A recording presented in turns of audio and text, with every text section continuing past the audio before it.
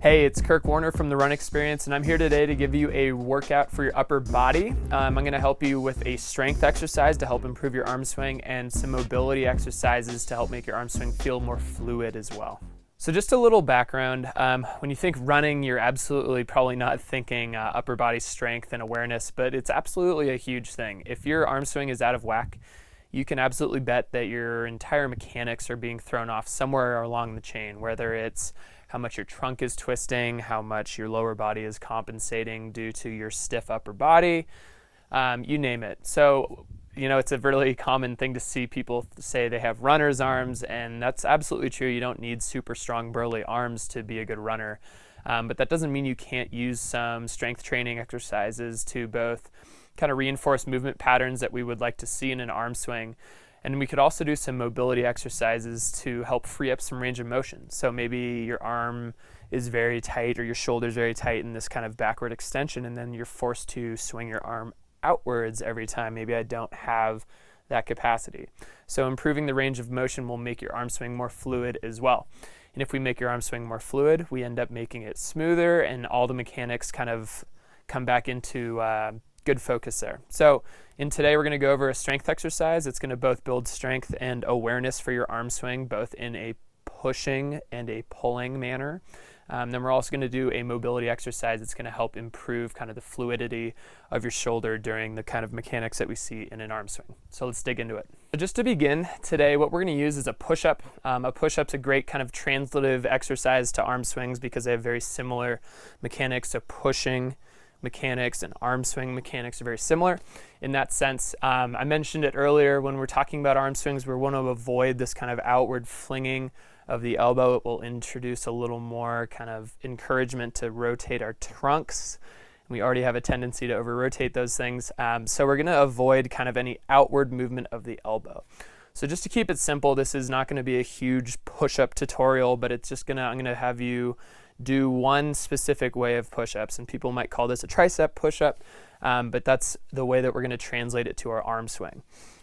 So what we're talking about is my setup position. I should have my hands right underneath my shoulders, okay? And that might be really different for a lot of you anyways, because a lot of people are very used to having a very wide stance with their hands. So hands are right underneath our shoulders, okay? From there, just to start talking about the elbow, my first job is to think about pulling my elbow back behind me. Okay, in this bottom position, my elbows are sucked into my sides, and they stay in by my sides as I go through the movement. It's very common to see push-ups done first starting out with this really wide stance with our hands, and then the first thing that moves is my elbow goes out and such like that. And because we're looking to translate to an arm swing, going like this a bunch is not going to help that. So what you're going to start out with is you're going to try to get through 3 sets of 6 to 8 push-ups. Some scaling options that we could look at are, here's my toe push-up. Elbow stays in. Okay, I can make it a little easier by putting my feet out wide, like so. Or I can drop down to my knees, push my hip forward, chest and hips come to the ground, come up. The only thing that didn't change that whole time, how I pushed. Pull my elbow back behind me, push it back up, no outward flinging.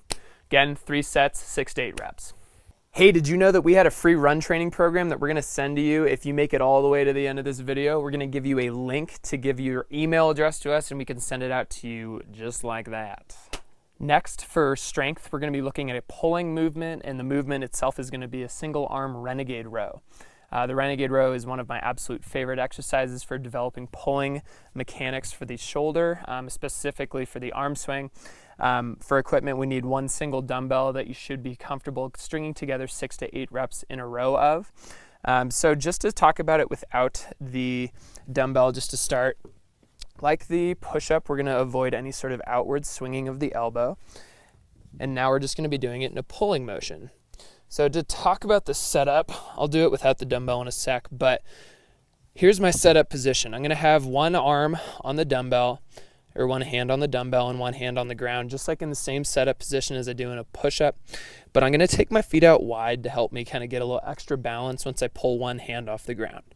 So without the dumbbell, just to show you, what we're looking at is in this setup position, I've got my torso and hips square to the ground, and I'm going to keep them square to the ground as I pull the dumbbell back up behind me, keeping my elbow close, and then I come back down. Pull up and down. What we want to avoid is that kind of twisting motion in the middle. So if I twist and open up is very common. I need to probably go lighter on the dumbbell. Okay, so I'm pulling and keeping my chest and hips close as I go through the range of motion. And as I mentioned before, we want to avoid any sort of outward swinging of the elbow. So if I pull out like such, I'm not doing it the way we want, so you need to go lighter, is generally what that's going to mean. So again, what it looks like with the dumbbell, one hand is on the ground, one hand is on the dumbbell, feet are out wide in a good plank position, pulling up behind me, coming back down. Pull behind me, back down. That's what 35 pounds is super heavy for me. That's all I got. But again, what you're gonna look at, just like in the push-up, you're gonna do 3 sets of 6 to 8 reps on each arm. Rest as much as you need in between the sets. If possible, try to increase the challenge by increasing the weight across your sets. And the mobility exercise that we're going to be using to help encourage a little more fluidity in your shoulders is going to be kind of a loaded stretch. Loaded being we're using kind of gravity and loading in kind of end range of a joint to help encourage a little more range of motion. What you need is some sort of ledge. This could be anything. This could be a chair. This could be anything that you can take like a good firm grip on, so not like a couch or a mattress would not be super great. But just to start out with, what we're looking at is ideally I can sit in this position because I'm going to end up using my legs to kind of gauge how much I'm loading into my shoulders. But I'm going to take my hands, I'm just going to put them on the edge of the surface I'm on here, and I'm going to take my butt off the ledge. So now my job, like we've been talking about all day today, is I'm going to pull my elbow back behind me, and I'm going to load my shoulder as much as I want to. Okay, so the amount that I'm using my legs is kind of the determinant of how much I'm putting into my shoulder. What you need to be cognizant of is making sure your elbows aren't flaring out for you to get range of motion. So it's really easy to see that I could get back and then actually get stuck, and then I could find more range of motion by bringing my elbows out. So I want to really focus on keeping my arms close to me as I go through this. The easiest way for me to do that is I should feel my bicep on my torso as I go deep. If this is not enough of a stretch, I can take my feet out, load up more, okay? And from a prescription standpoint, what we're going to be looking at is we're going to do 4 sets of a 30-second hold in the bottom position. So I'm going to take my feet out, I'm going to pull myself down, I'll have a clock going somewhere, and I'm watching 30 seconds go by. I should be active in this position as well. I shouldn't just be passively hanging on the end ranges of my joints. So you should actually be pushing down a little bit as well with your hands to kind of keep the muscles guarding the joint effectively.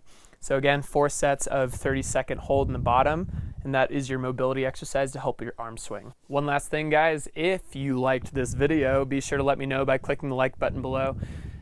We do get a ton of questions and comments in our comment box, and be sure to just let us know your thoughts or questions down there as well. And if you have not already done so, you absolutely need to subscribe to our channel, because we are dropping mad content every week on everything from 5K training to strength training to injury prevention, everything in between. So be sure to subscribe to our channel. You get updates when we post new stuff. And also, if you would like, we have a free gift for you right here. And that free gift is going to be something that's going to help give you a little more structure to help improve your mobility and your strength and your run game. All you need to do is drop your email in, and we will send that gift out to you. And if you are on a mobile device and you can't click on this little guy over there, you can go into the description and find that same link as well. And Thanks again for watching this video, guys, and we'll catch you in the next one.